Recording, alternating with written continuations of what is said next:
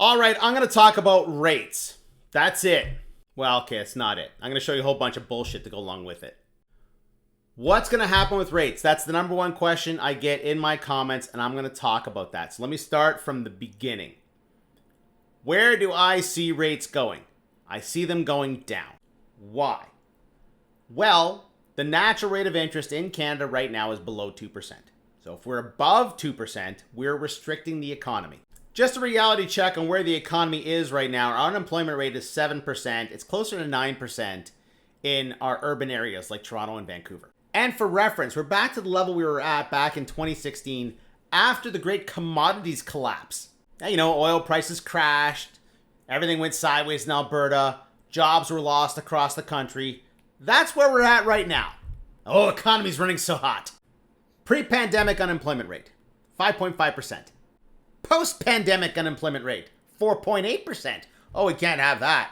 We get down to 4%, people are going to start asking for money. Yeah, so I don't give a shit what they say. If our unemployment rate is 7%, things are bad. Why? Because that's the rate we get when things are bad. And even though we're weathering the storm right now, things are not forecast to get better. OPEC Plus to complete unwinding of oil output cuts with big September hike. Does that sound like things are going to get better in Alberta or worse in Alberta? And I'm going to say it. We were all expecting things to get worse in Alberta, but it's not that bad. Still, this isn't like positive news. This is more risk. And then there's this. I know it's China, but just stay with me here. China's producer prices fall 3.6% in June, biggest drop in nearly 2 years as deflation deepens. I mentioned the other day, the population has flatlined in China. There's just not enough people to consume what they're producing, so they have to get their consumption from outside their borders, and the rest of the world is slowing down. It's a canary in a coal mine. And then there's these tariffs. Copper market is in turmoil as Trump touts 50% tariff on U.S. imports. Where does the U.S. get its copper? Guess. If you said the United States, you're wrong.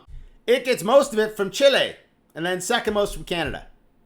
But I'm sure they refine it in the United States, right? Yeah, no. It gets refined in China. Do you think this is going to speed up the economy or slow it down? Take a wild guess. Just go ahead, take a wild guess. While in Japan, Japan core inflation hits 2-year high, keeps rate hike bets alive. Yeah, they've been trying to increase rates in Japan. But they couldn't justify it because their inflation was so low. There's their inflation before COVID, right? Down here, below 2%. You see, it was low. You know what they needed? Really low interest rates. They had negative rates that whole time. But if high rates bring inflation down and low rates bring inflation up, why do negative rates do fuck all? Let me just point out something. If something is a science, it's always true. Like if water freezes at 0 degrees Celsius in Canada, it will also freeze at 0 degrees Celsius in Japan. If dropping rates below 0 did fuck all, guess what rates do for inflation?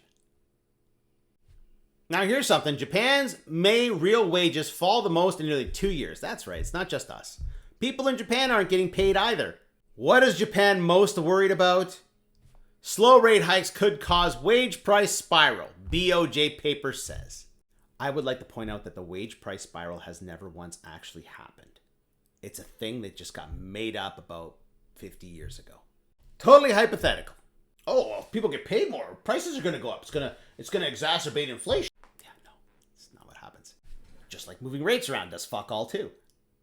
I've used the game Kerplunk as a metaphor before, and I think it works perfectly. The economy is like Kerplunk. This is the economy up here. It's functioning over here. And these are the pillars that hold the economy together. Things like employment. When the unemployment goes up, it's like pulling a stick. When there's negative signs in the economy, it's like pulling a stick. When there are poor decisions being made, it's like pulling another stick. Pull enough sticks, all the balls fall down. Fed paper says risk of falling back to near zero rates still in play.